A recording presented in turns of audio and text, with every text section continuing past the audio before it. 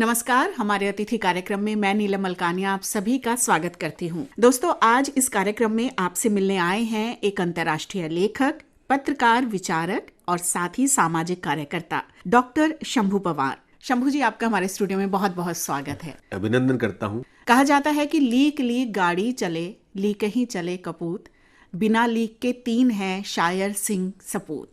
पत्रकार जो है उसमें इन तीनों का गुण कहीं ना कहीं पाया जाता है। पत्रकार समय समय पर एक सजग कार्यकर्ता भी होते हैं जो कि समाज में पैनी दृष्टि रखते हैं। शंभू जी, एक लंबा जीवन आपका पत्रकारिता में बीता है। जब आप पत्रकारिता के क्षेत्र में आए उस समय आपके आसपास की स्थिति कैसी थी, कैसा माहौल आप पाते थे? मैं 1984 में पत्रकारिता क्षेत्र में आया। मेरा मन शुरू से ऐसा था, किसी दुखी प्राणी को देखता था तो बड़ा दुखी होता था कि यार मैं भी कुछ ऐसा करूं कि किसी की काम आ सकूं, किसी के चेहरे पे खुशी ला सकूं जी। मेरी सोच थी ऐसी। तो मेरे मन में विचार चल रहा था कि मैं ऐसा क्या करूं ताकि आम जनता को कुछ राहत दे सकूं। तो मैंने उस समय मानस बनाया कि मुझे मीडिया से जुड़ना चाहिए जी। मीडिया के क्षेत्र में जाना चाहिए ताकि मैं किसी दुखी व्यक्ति का मरहम बन सकूं, उनकी समस्याएं हल कर सकूं, ताकि मेरे माता पिता को भी ये लगे कि मैंने कुछ जीवन में कुछ किया है। उनको मेरे से बड़ी आशाएं थी। जब आपने फैसला किया कि आपको मीडिया से जुड़ना है जी, तो ऐसे में भी कई विकल्प हमारे सामने होते हैं, तो उन सभी विकल्पों में से फिर पत्रकारिता कैसे चुना आपने? मेरे दिमाग में बैठ गया था ये कि मीडिया एक बड़ा सशक्त माध्यम है, इससे हम प्रशासन के नजदीक भी रहेंगे और जनता के नजदीक भी रहेंगे जी। एक तरह से सेतु का कार्य हाँ, एक मध्यम कड़ी का रूप बनेंगे जी। जनता की समस्याएं प्रशासन तक और सरकार की योजनाएं जनता तक, ताकि जनता को भी सरकारी योजनाओं में कुछ लाभ मिल सके, उनको मैं कुछ लाभ दिला सकूं। तो किसी मीडिया स्कूल से फिर बाद में आप जुड़े? उस समय बहुत कम पत्रकार मिलते थे। राष्ट्रदूत जयपुर का पुराना अखबार है, पहले उससे जुड़ा, फिर दैनिक नवज्योति से जुड़ा। ऐसे अखबारों से जुड़ता रहा। पंजाब केसरी, हिंदुस्तान, नवभारत टाइम्स, भास्कर पत्रिका, ऐसा अखबार नहीं है जिससे मेरा जुड़ाव नहीं रहा जी। लगभग सभी समाचार पत्रों के लिए आप लिखते रहे और जैसा कि आपने कहा कि आप चाहते थे कि आपकी लेखनी के माध्यम से, आपके काम के माध्यम से किसी की समस्याएं जो हैं वो दूर हों, लोगों को लाभ पहुंचे जी। तो ऐसे में तो कई चुनौतियां भी सामने आती हैं। डॉक्टर शंभू, मैं यहाँ आपसे जानना चाहूंगी कि कोई इस तरह का लम्हा, कोई ऐसा पल हमसे साझा कीजिए जब आपको लगा हो कि बहुत कठिन समय गुजर रहा है।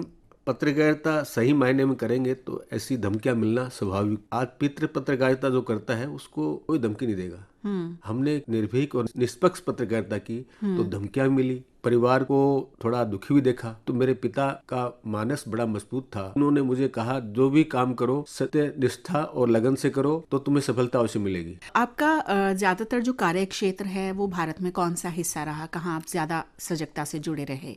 देखो, मैं राजस्थान में ज्यादा रहा। इन दिनों मैं देश की राजधानी में ज्यादा सक्रिय हूँ।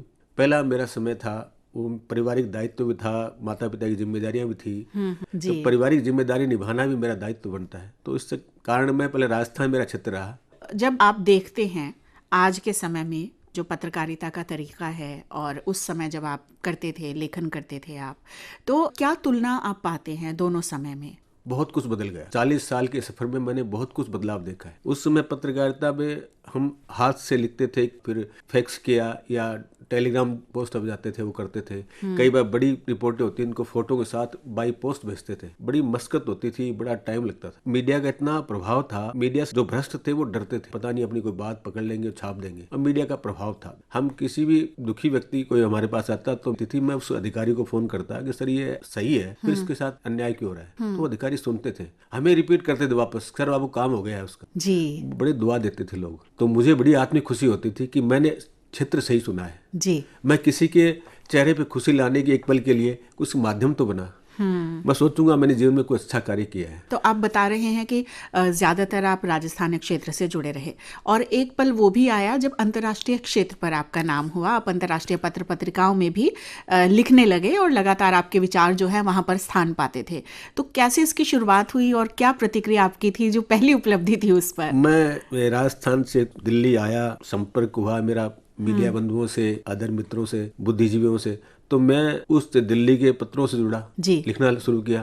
फिर दिल्ली के बाद हरियाणा, यूपी, एमपी, झारखंड, बिहार, बंगाल, आंध्र प्रदेश, कर्नाटका, सब अखबारों में लिखना शुरू किया। और ये प्रभु की कृपा रही कि मेरे माता पिता का आशीर्वाद है कि मेरे लेखनी को उन समाचार पत्रों ने बड़ा सम्मान दिया, मुझे स्थान दिया पत्र में। और मुझे ओब्लाइज किया कि आप अच्छा लिखते हैं, तो बड़ा आत्मविश्वास मजबूत हुआ। फिर एक अमेरिका के विदेशी पत्रों में मैंने देखा, हम हिंदुस्तानी है, साप्ताहिक पत्र है, उसमें लिखना शुरू किया। उन्होंने बड़ा अप्रिशिएट किया मुझे। एक हिंदी अब्रोड है, कनाडा से निकलता है, उन्होंने भी बड़ा प्रेफरेंस दिया। ऐसे एक जनवाणी थी, इंग्लैंड से निकलती थी, एक ऑस्ट्रेलिया से निकलते थे, तो उन्होंने मुझे प्रोत्साहित किया, तो मैं वहाँ भी लिखने लग गया। मैं बड़ा शुक्रगुजार हूँ उन सभी समाचार पत्र संपादकों का, उन्होंने मेरे लेखनी को मुझे इतना सम्मान दिया। जी, आपने अभी बताया कि आपकी शुरुआत तो इस तरह से हुई थी पत्रकारिता के क्षेत्र में कि आप देखते थे कि कई लोगों का काम नहीं होता है, लेकिन जब मीडिया कर्मी या पत्रकार बंधु उस काम को करवाने की कोशिश करते हैं तो हो जाता है। तो ये आपकी प्रेरणा बनी और धीरे धीरे मेहनत करते करते आपका इतना नाम हुआ कि अब आप भी कई लोगों के लिए प्रेरणा के स्रोत हैं, आपके नाम से वो प्रेरित होते हैं। गोल्ड मेडलिस्ट आप हैं, आपको बहुत सारे पुरस्कार मिले हैं, बहुत सम्मान मिले, एक लंबी फहरिस्त है इन सम्मान की। मैं चाहूंगी कि ये भी आप हमें ज़रूर बताएं ताकि जो युवा आपको सुन रहे हैं उन्हें दोनों तस्वीरें पत्रकारिता से जुड़ी हुई समझ में आए। मुझे इस अवार्ड के लिए, वर्ल्ड रिकॉर्ड के लिए कभी कोई दिमाग में नहीं था जी। मैं तो बस मेरे धुन में लिखता जा रहा था। किसी बंधु ने बताया कि आप इतने साल से हो, कैसे, कहाँ लिखते हो, क्या लिखते हो, तो उस बताया। उन्होंने कहा आपका तो रिकॉर्ड बनता है सर। फिर मैंने सारा मेरा आवेदन India Asia book of record किया।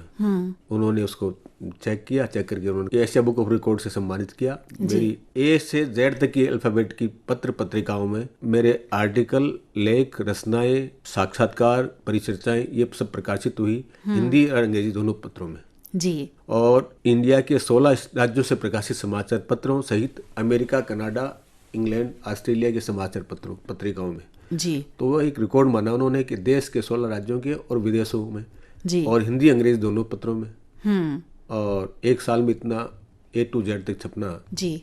तो उन्होंने मुझे विश्व record, Asia book of record से सम्मानित किया। एक बड़ी उपलब्धि ये है। यहाँ मैं आपसे जानना चाहूंगी कि अभी डिजिटल पत्रकारिता भी एक तरह से जुड़ चुका है पत्रकारिता के क्षेत्र में, एक नया नाम, और डिजिटल युग में बहुत सारी चीजें बदल रही हैं, बहुत तेजी से बदल रही हैं। ऐसे में आप क्या देखते हैं, क्या सोचते हैं इस बारे में? देखो, डिजिटल युग आने के बाद में पत्रकारिता में काफी गिरावट देखने को मिलती है मेरे को। न तो उस डिजिटल में किसी की कोई जिम्मेदारी है, न विश्वसनीयता है किसी की।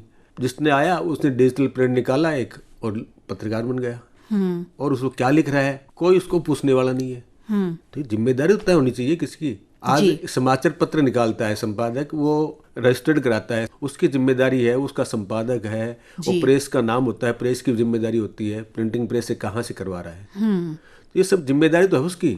वो आज गलत करता है मीडिया के नाम पे, तो आम जनता उसको उस कानूनी प्रक्रिया में दौरान चैलेंज कर सकता है। जी। डिजिटल में कुछ नहीं है। यानी जो भ्रामक खबरें हैं वो बहुत जल्दी फैलती हैं और कई बार बहुत गलत तरीके की चीजें भी स्थान पा जाती हैं। तो इसलिए इन भ्रामक प्रचारों में इनमें बड़ा भी डिजिटल प्रिंट बड़ा काम करता है। मेरा है, मैंने निकाल के भेज दिया, कुछ लिख दिया, आपसे अनबन है तो मैंने निकाल दिया उसके बारे में। मेरी जिम्मेदारी नहीं है, कोई कार्रवाई नहीं मेरे, यानी एक जिम्मेदारी तय होनी चाहिए। तो शंभू जी, अभी हम देखते हैं कि हमारे पास जो है, अगर हम सूचनाओं की बात करें तो दो मेन विकल्प हमें मिलते हैं, जो मुख्य विकल्प हैं। एक तो इलेक्ट्रॉनिक मीडिया हो गया और एक प्रिंट मीडिया। आप ज्यादातर प्रिंट मीडिया से जुड़े रहे हैं। ऐसे में इलेक्ट्रॉनिक मीडिया का जो अभी दौर है, हम कहते हैं कि हमें 2 मिनट में कोई भी चीज पता चल जाती है, देश के एक हिस्से में कोई घटना होती है और वो तुरंत अंतर्राष्ट्रीय स्तर पर पहुंच सकती है। ऐसे में क्या आपको लगता है कि प्रिंट मीडिया के सामने चुनौतियां बढ़ गई हैं या उसका अपना स्थान पहले की तरह सुरक्षित है? अब ये digital media, social media, electronic media है, इन तीनों का स्थान अलग है। प्रिंट मीडिया अलग चीज है। प्रिंट मीडिया में आज भी विश्वसनीयता है, आम जन में है कि प्रिंट मीडिया में आज छपता है तो उसको मानते हैं, तो प्रिंट मीडिया तो रहेगा बरकरार। जी। यहाँ मैं आपसे जानना चाहूंगी कि जो युवा पत्रकार बनना चाहते हैं, क्योंकि कई बार ये तस्वीर जो है दूर से बहुत ग्लैमरस दिखती है, ऐसा लगता है कि बहुत प्रभावशाली तरीके से हम अपनी बात रखेंगे और हमारा नाम बहुत हो जाएगा, तो उन युवाओं के लिए आप क्या कहना चाहेंगे? जीवन में किस तरह से आगे बढ़ें और इस विषय के बारे में किस तरह से वो सोचें? जो आज मीडिया से जुड़ना चाहते हैं, उस क्षेत्र में कार्य करने की सोच बनाए हुए हैं जी, उनको पहले तो ये तय करना होगा कि अपना उद्देश्य क्या है इसमें जाने का। ये वो तय करें कि अगर पैसा कमाना है तो उसमें इस सोच के साथ नहीं जाएं।